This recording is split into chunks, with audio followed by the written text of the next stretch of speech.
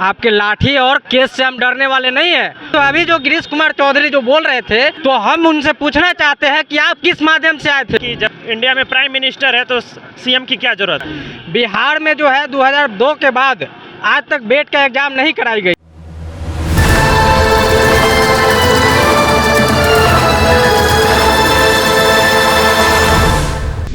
नमस्कार, the Bihar report देख रहे हैं आप। मैं हूं आपके साथ प्रिया सिंह। देखिए, बेट के भी अभ्यर्थी हमारे साथ हैं। ये लोग भी आंदोलन करने वाले हैं। क्या कुछ मुख्य मांगे हैं? देखिए, हमारी जो मुख्य मांगे हैं, बिहार ही नहीं देश के हर राज्य में प्रोफेसर की जब बहाली होती है तो देश के लगभग 23 ऐसे राज्य हैं जिसमें एग्जाम के आधार पर अगर बहाली असिस्टेंट प्रोफेसर की होती है तो उससे पहले पात्रता परीक्षा कराई जाती है।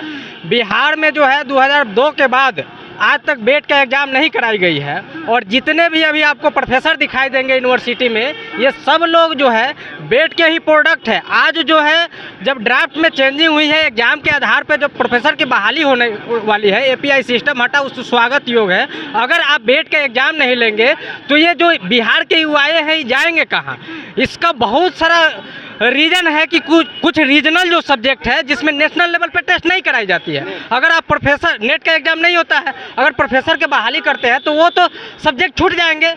दूसरी बात है कि अगर बेट का एग्ज़ाम होती है तो बिहार के युवाओं को ज़्यादा से ज़्यादा पार्टिसिपेट करने का मौका मिलेगा। और सरकार जो अभी जो गिरीश कुमार चौधरी जो बोल रहे थे कि बेट कोई ज़रूरी नहीं है, तो हम उनसे पूछना चाहते हैं कि आप किस माध्यम से आए थे? आपका जो बहाली हुआ था आपने भी बेट के प्रोसेस से ही आया था। और आज जो है आप अपने परिवार के इर्द गिर्द के लोगों को पीएचडी और मैनेज करके डिग्री दिलवा दिए हुए हैं। आज बिहार के युवाओं के साथ खेल खेलने का प्रयास कर रहे हैं, कुर्सी पर बैठ गए हैं। और उच्च शिक्षा मंत्री से बोलना चाहते हैं कि आप जो है उच्च शिक्षा मंत्रालय संभाले हैं तो कम से कम बिहार के युवाओं के साथ समझ अगर बिहार के युवाओं के साथ न्याय नहीं हुआ तो हम लोग भी इस आंदोलन में आमरण अनशन ही नहीं, अगर ज़रूरत पड़ा तो भूख हड़ताल करने के लिए तैयार है। और सिर्फ हम ही नहीं है, बिहार में लगभग डायरेक्टली रूप में देखा जाए तो 20 लाख ऐसे बच्चे हैं जो पीजी एकदम हम लोग उसके तरफ रुख कर रहे हैं। रीज़न ये है कि हम लोगों ने स्टेट का लड़ाई लड़ा, बीपीएससी का लड़ाई लड़ा। सरकार जो है झूठी केस फंसाकर हम लोगों ने केस झेला है, कई केस झेला है। तो कब तक आप हमको केस से डराइएगा? केस की अब झेलने की अब आदत सी हो गई है और लाठियाँ खाना हमारे लिए खाना की बराबर हो गई है। आपके लाठी और केस से हम डरने वाले नहीं है। और जिस तरह देश में जो आज आंदोलन का रुख मोड़ा है, गांधीवादी आंदोलन, उस आंदोलन की तरफ हम लोग चल चुके हैं, उस राह पे चल चुके हैं। और ये तय कर ले सरकार की अपनी कुर्सी बचानी है तो हमारी आवाज़ को जितना से जल्दी हो सके अपने आयोग से लेकर जितना भी ये दोहरी चरित्र खेल रहे हैं ना, उस चरित्र को सुधार ले, अन्यथा उनकी कुर्सी अब बहुत जल्द खतरे में आने वाली है। जॉब नहीं मांग रहे हैं हम उनसे, जॉब नहीं मांग रहे हैं हम उनसे, बस इतना कह रहे हैं कि जैसे हर स्टेट में प्रोफेसर के एग्ज़ाम से पहले अपना एक स्टेट लेवल का एग्ज़ाम होता है, बिहार में भी बेट का एग्ज़ाम हो ताकि बिहारियों को ज़्यादा से ज़्यादा मौका मिले।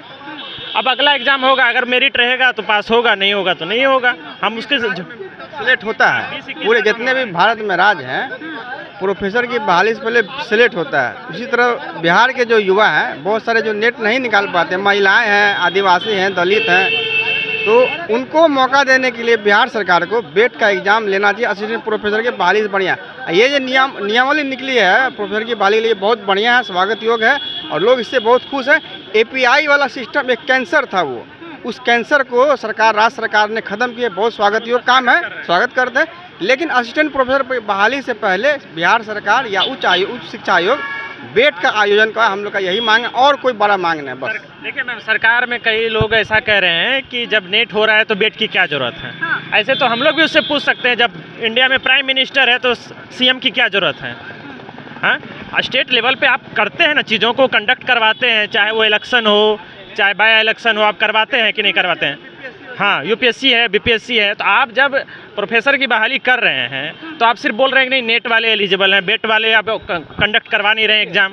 बेट का जो मुद्दा है ड्राफ्ट में ऑलरेडी मेंशन किया गया सरकार के द्वारा कि बेट नेट और पीएचडी सब इक्विवेलेंट माना जाएगा और एक पात्रता परीक्षा के आधार पे होती है। आप बेट के आधार पर जब नौकरी नहीं दे रहे हैं, जब उसको ऑलरेडी आप एग्जाम के द्वारा प्रोफेसर की बहाली करेंगे, तो जितना ज़्यादा से ज़्यादा युवाएँ बैठेंगे तो आपको क्वालिटी प्रोफेसर मिलेंगे, क्वालिटी वाले प्रोफेसर मिलेंगे। तो आपको पात्रता परीक्षा कराने में क्या आपत्ति है? जब आप 9-9 हज़ार बहालियाँ निकाल रहे हैं। चले जाइए, झारखंड में हुआ है अभी, यहाँ आपको यूपी में हो रहा है, छत्तीसगढ़ का भी निकला है स्टेट लेवल का प्रोफेसर से पहले। आप उसमें बिहार में क्या दिक्कत होती है? बिहार में वही मैं सरकार से जानना चाहता हूँ कि बिहार में आखिर क्या दिक्कत है?